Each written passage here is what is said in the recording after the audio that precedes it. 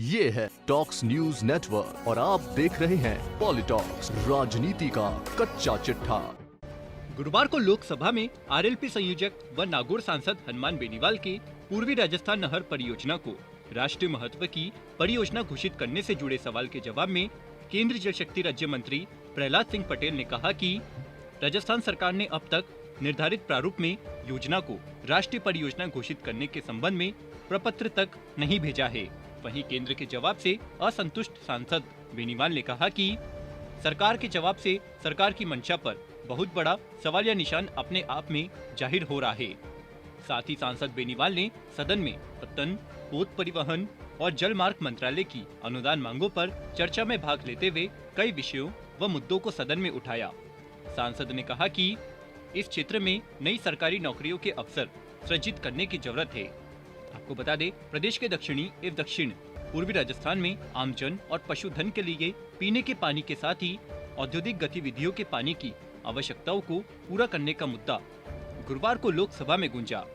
लोकसभा में नागौर सांसद एवं आरएलपी मुखिया हनुमान बेनीवाल द्वारा पूर्वी राजस्थान नहर परियोजना को राष्ट्रीय महत्व की परियोजना घोषित करने से जुड़ा एक सवाल पूछा गया। सांसद बेनीवाल के सवाल का जवाब देते हुए केंद्रीय जल शक्ति राज्य मंत्री प्रहलाद सिंह पटेल ने कहा कि राष्ट्रीय परियोजना स्कीम के अंतर्गत वित्त पोषण के लिए किसी भी परियोजना को शामिल करने हेतु पहले इसका आकलन केंद्रीय जल आयोग द्वारा किया जाना होता है और जल संसाधन, नदी विकास और गंगा संरक्षण विभाग की सिंचाई, बाढ़ नियंत्रण और बहुउद्देशीय परियोजनाओं की सलाहकार समिति द्वारा अनुमोदित किया जाना होता है। केंद्रीय राज्य मंत्री ने कहा कि इस पूरी प्रक्रिया के बाद ही राज्य सरकार द्वारा निवेश स्वीकृति प्राप्त की जानी आवश्यक होती है और इसके बाद यदि परियोजना राष्ट्रीय परियोजना स्कीम के लिए निर्धारित मापदंडों को पूरा करती है तो इस उद्देश्य के लिए गठित उच्च अधिकार प्राप्त संचालन समिति द्वारा इस पर विचार किया जाना होता है। इसके पश्चात उच्च अधिकारी प्रांत संचालक समिति द्वारा सिफारिश किए जाने और निधियों आदि की उपलब्धता के अनुसार भारत सरकार राष्ट्रीय परियोजना के तहत किसी परियोजना को शामिल किए जाने की मंजूरी दे सकती है। वहीं अन्य बेसिन राज्य अर्थात मध्य प्रदेश राज्य के साथ अंतर राज्य मामलों के कारण पूर्वी राजस्थान नहर परियोजना का आकलन संभव नहीं हुआ है। इस समय पूर्वी राजस्थान नहर परियोजना जल शक्ति मंत्रालय की राष्ट्रीय परियोजना स्कीम के अंतर्गत शामिल किए जाने के निर्धारित मापदंडों को पूरा नहीं करती है। केंद्रीय राज्य मंत्री प्रहलाद सिंह पटेल के जवाब पर सवाल उठाते हुए नागौर सांसद हनुमान बेनीवाल ने कहा कि सवाई माधोपुर, झालावाड़, बारा, टोंक, कोटा, बूंदी, अजमेर, जयपुर, करौली, अलवर, भरतपुर व दौसा तथा धौलपुर जिले के लिए पेयजल व सिंचाई से जुड़ी इस महत्वपूर्ण योजना को राष्ट्रीय परियोजना घोषित करना अत्यंत आवश्यक है। मगर यह दुर्भाग्यपूर्ण है कि केंद्र सरकार ने इस मामले को लेकर गोलमोल जवाब दिया है। सांसद बेनीवाल ने आगे कहा कि 11 फरवरी 2022 को लोकसभा में इस मंत्रालय के सवाल के जवाब में पढ़ रहा था, जिसमें महापत्नों द्वारा कॉरपोरेट सामाजिक दायित्व के तहत व्यय की गई राशि का ब्यौरा दिया गया था।